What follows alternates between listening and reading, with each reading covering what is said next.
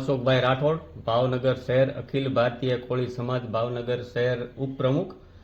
માંગણી છે કે આ જે બગદાણા મુકામે જે કિસ્સો બન્યો છે નવનીતભાઈ બાલદિયાનો, તે કિસ્સામાં અમને ચોક્કસપણે લાગી રહ્યું છે કે આમાં કોઈ મોટા રાજકીય નેતાનો હાથ હોય અને અમારા સમાજ સાથે અન્યાય થતો હોય.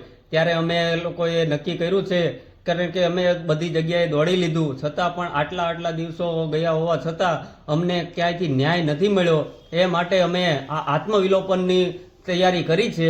આગળના દિવસોમાં આ જો 14 તારીખ સુધીમાં અમને ન્યાય ન મળે તો અમે ચોક્કસપણે બગદાણા મુકામે જઈ અમે જે 15-16 જણા છીએ તે દરેક મળીને આત્મવિલોપન કરીશું. અમારા સમાજના જે મોટા આગેવાનો છે તે મુખ્યમંત્રી પાસે ગયા હતા. મુખ્યમંત્રીએ ખાતરી આપી હતી, પણ ખાતરીમાં તો એવું છે કે આજ એના પણ ઘણા બધા દિવસો વયા ગયા છે, છતાં પણ અમને ન્યાય નથી મળ્યો. એટલે અમને એવું લાગી રહ્યું છે કે આ તંત્રમાં, આ સરકારમાં કોળી સમાજનો અવાજ દબાવવામાં આવે છે, કોળી સમાજની અવગણના કરવામાં આવે છે.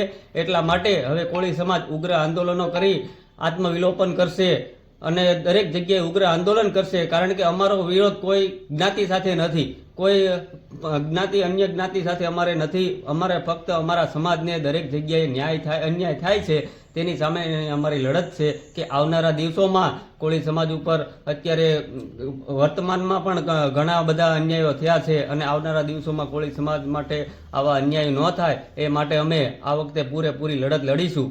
કેટલા લોકો છે? 15 થી 16 લોકો છીએ. 15 થી 16 લોકોને આત્મવિલોપન કરવાની તૈયારી છે.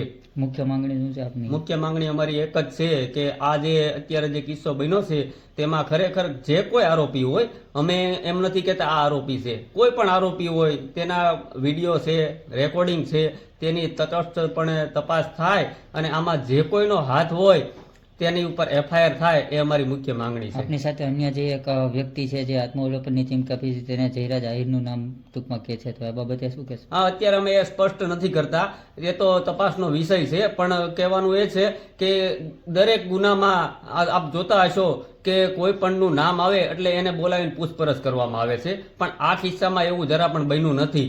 એટલે અમને ચોક્કસપણે એવો શક છે કે કોઈ આમાં મોટા રાજકીય નેતાઓનો હાથ હોય છે.